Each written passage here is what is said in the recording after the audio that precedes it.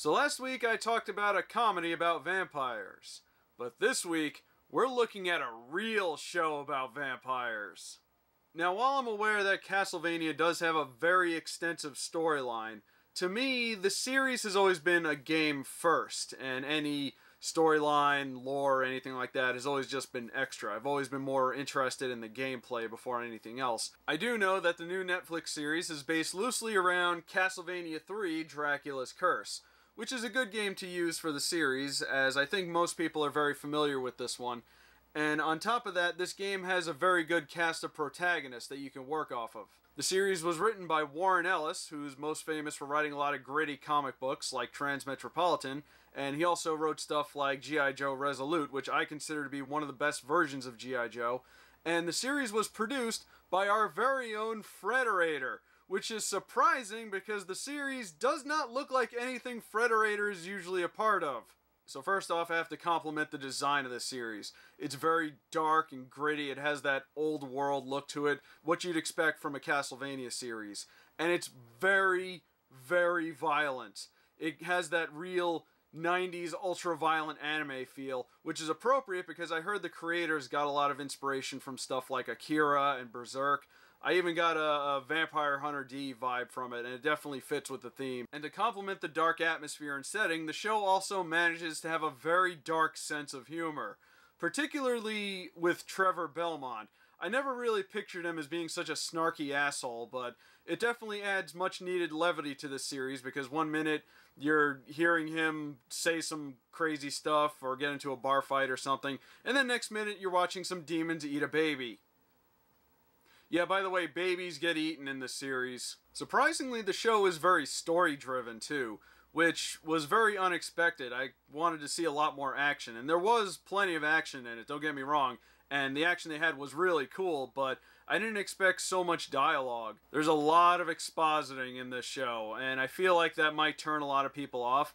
And it's not that anything that was said was uninteresting, it was all really good dialogue, but the whole time, you know, I was watching this and I was just like, come on, get to the action. I want to see some vampires get whipped. However, they did a really good job of humanizing the characters. Because before this series, the characters in Castlevania, for the most part, were just sprites in a game, and that's about it. But they did a good job of giving them character development and some funny quirks. Like I said before, Trevor Belmont is kind of a snarky asshole, and I kind of never expected him to be that way. They did a really good job with Alucard, even though he wasn't in the show that much, but I'll talk more about that in a minute.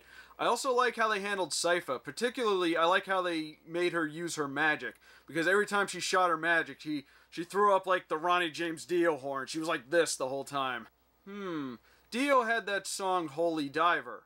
Holy Diver was also the name of a Famicom game, which unfortunately never came over to the US, but it's a game that a lot of people compare to Castlevania. Ha! Brought it home. Surprisingly, Grant wasn't in this show. I guess they didn't really have much for him to do. I mean, all he does is climb on walls. But the best part of the show, at least I think, is how they handled Dracula, because they actually made him sympathetic. At the beginning of episode 1, he meets a woman who would later become his wife, and he becomes fascinated with her because she's a scientist and she wants to learn and study and benefit humanity using science. And then the church burns her at the stake for being a witch. And of course that invokes his wrath. And oh boy, does it invoke his wrath. Man, can you believe there was once a time when scientists were ridiculed for doing stuff like helping people and helping the planet and wanting us to progress as a species? Thankfully, we don't do that nowadays, you know, the way they did it in the olden days. Bunch of savages. So far, I only have 2 complaints about this series. The first one is the same one a lot of people seem to have. Season 1 is too short. It was 4 episodes long, and yes, it does count as Season 1. 4 episodes, are you kidding me? And they're not even hour-long episodes, they're 25-minute long episodes. So you can watch the entire series in like a little over an hour. This series has been in development since 2005, and you gave us 4 episodes? No, you can't do that. You can't just leave off at 4 episodes. Now, I've heard that more episodes are on the way. In fact, a second season has been ordered. unfortunately, last I checked, no work has been done on them. So, who knows when we're going to get to see more episodes of this. I've actually heard recently that the creators of the show want to do a Metroid series. And I'm all for that, as long as season 1 isn't 4 episodes long. And my second complaint is the same one I had about Hotel Transylvania. Why was this released in the summer? October! Halloween! Vampires! Monsters! Come on! Am I the only one left who still cares about Halloween? But in any case, while very, very short, it was still really good. So I think it's safe to say we can put Castlevania the series in that very exclusive category of good video game adaptations. So it can sit alongside other good video game adaptations like